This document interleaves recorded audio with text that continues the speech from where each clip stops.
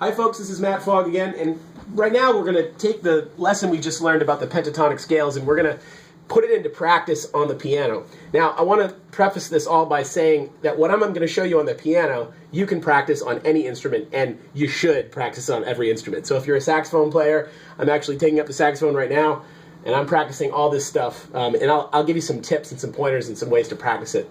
Guitar players, this is like your bread and butter. This is where it's at. Bass players, every great funk bass line is based on a pentatonic scale. So it's all really, really important stuff. All right, so if you take the first chart I gave you, the major pentatonic scales, I'm going to show you maybe 4 or 5 ways to practice major pentatonics right now that I think are really good just to get your fingers wrapped around the notes. So the first way I would recommend practicing them is in groups of 4. And what I mean by that is take the first 4 notes of the scale and play it as a group. Then do the second 4 notes of the scale and the third 4 notes of the scale, the next 4 notes of the scale, until you go up the whole scale in groupings of 4. So it would sound like this. Then you can turn around and come backwards. So that's a really good way to practice it. You should definitely do that for all of the major pentatonics. Another way that I practice it is groups of 3.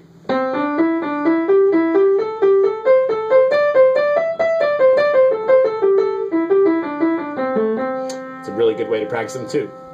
Another way that I do it is, I don't know how to describe this, I'll just kind of show you. I'll go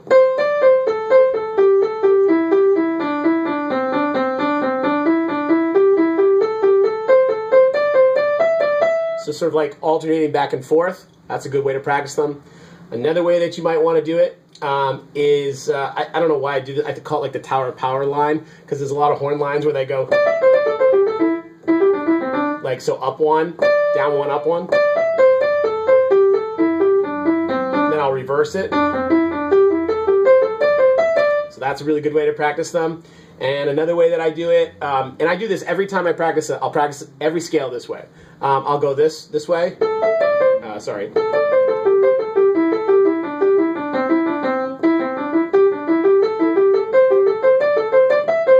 So there's like 4 or 5 different ways that you practice it. Oh, I've got one more that comes to mind. Starting on every note of the pentatonic scale and making it like the 1 of the pentatonic scale.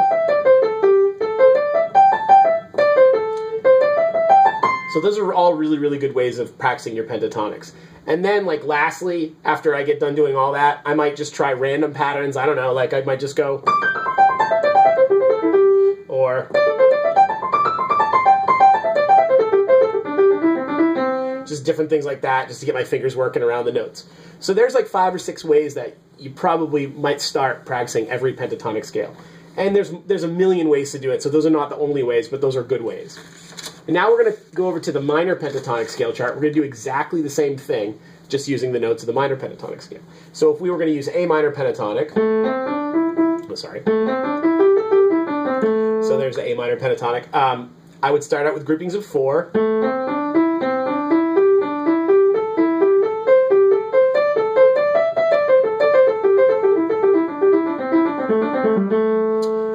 Groupings of 3.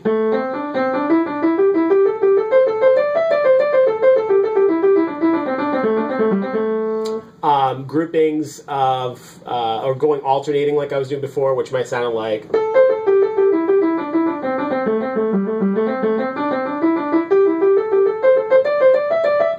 Stuff like that. Another way you could do it is that down 1, up 1, which was something like. Or. And then I think I did one that was something like this. And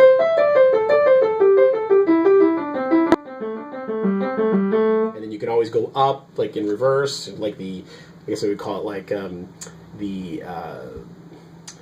a word for that in music, like the inversion of it, or the retrograde. That's what I'm looking for.